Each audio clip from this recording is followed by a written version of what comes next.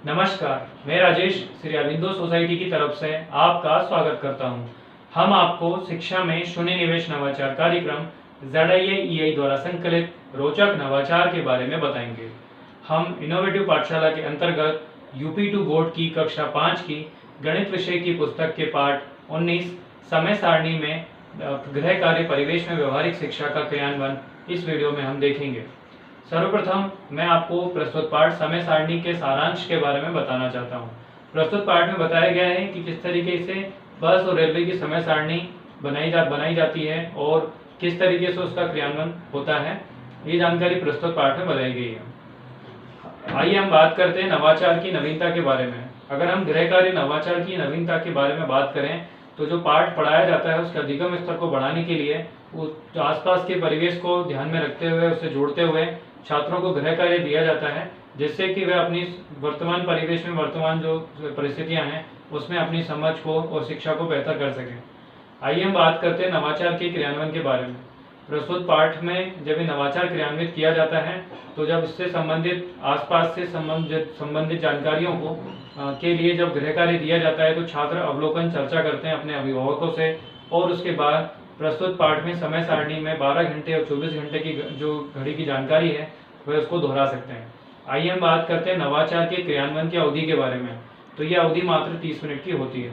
यदि हम बात करें इसमें पूरे प्रबंधन की तो शिक्षकों को जो तालिका भरवानी होती है छात्रों से, उसको स्टेशनरी के लिए उसकी जो तालिका की प्रति है वह उन्हें उपयोग में लाने के लिए उसकी व्यवस्था करनी होती है, जो प्रस्तुत पाठ समय सारणी में बताया गया है। आइए हम बात करते हैं शिक्षकों के लिए निर्देश की।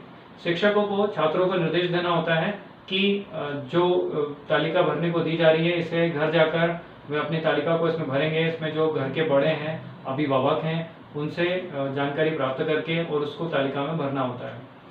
और जो तालिका दी जा रही है उसे दोबारा कल विद्यालय में दोबारा लेकर आना होता है। कल तक इसे भरकर ही लेके आना है। दूसरे दिन जो छात्र हैं वे विद्यालय तक इस तालिका को भरकर लेकर भी आते हैं। जो तालिका भरवाई जाती है उसमें सबसे ऊपर विद्यार्थी का नाम होता है और एक तरफ गाड़ी संख्या, गाड़ी का दूसरे कॉलम में गाड़ी का नंबर, उसका गंतव्य स्थान और वे कब तक पहुंचेगी, कब यहाँ से उसका चलने का समय, प्रस्थान का समय है, ये संबंधित जानकारियाँ इसमें रहती हैं। तो छात्र जो हैं वो विद्यालय से घर जाते हैं, अपने बड़ों और अभिभावकों से जानकारी प्राप्त करते हैं।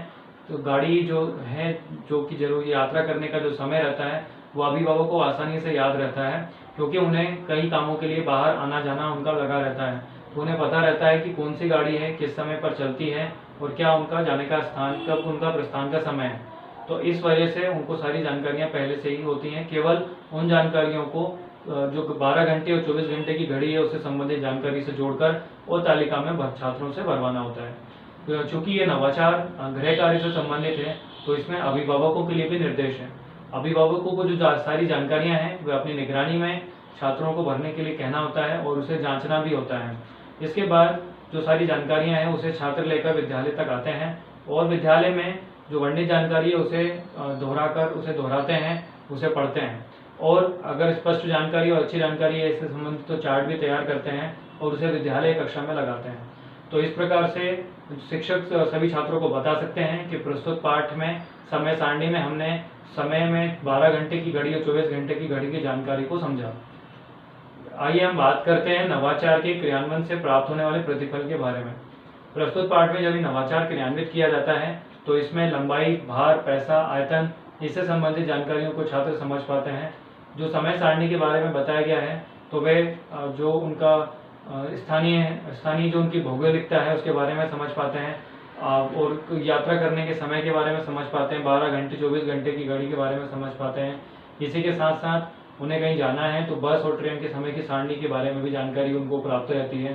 कहीं पर अगर वो जाते हैं बस स्टैंड, रेलवे स्टेशन पर, तो अगर वहाँ पर समय सारणी जो पहले से दी हुई होती है, अगर उसमें 24 घंटे की घड़ी भी अगर दी हुई है, कहीं पर अगर लिखा है कि 17:50 है तो जो छात्र हैं वे आसानी से समझ सकते हैं और अपने घर में अभिभावकों को भी जो कि कम पढ़े लिखे उन्हें भी बता सकते हैं, या जिनको ये जानकारी नहीं है कि 17:50 पे क्या समय होता है तो उनको ये जानकारी बता सकते हैं।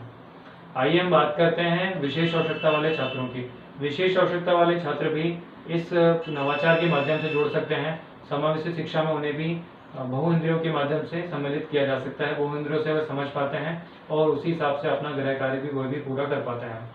अगर हम बात करें कि कैसे प्रस्तुत पाठ को कब पढ़ाया जाना चाहिए, तो उत्तर प्रदेश के पाठ्यक्रम के अनुसार इसे फरवरी माह में पढ़ाया जाना चाहिए। प्रस्तुत पाठ में समय सारणी में हमने गृह कार्य परिवेश में व्यवहारिक परिवेश का क्रियान्वयन हमने समझा। इस पाठ में और भी कई सारे नवाचारों का क्रियान्वयन किया जा सकता है। हम आशा करते हैं ये नवाचार अपने विद्यालय में आप अवश्य ही क्रियान्वित करेंगे। इस तरीके की कई और दिलचस्प नवाचार हम आपके सामने लाते रहेंगे। आपसे अनुरोध है आप हमारा YouTube चैनल जरूर सब्सक्राइब करें। यदि इस वीडियो को आप फेसबुक पर देख रहे हैं तो हमारा पेज ZIAEI जरूर लाइक करें। इस वीडियो में डिस्क्रिप्शन में एक लिंक दिया गया है जिस पर क्लिक कर आप इनोवेटिव पाठशाला ऐप डाउनलोड कर सकते हैं। इस वीडियो को देखने और लाइक करने के लिए आपका बहुत बहुत धन्यवाद।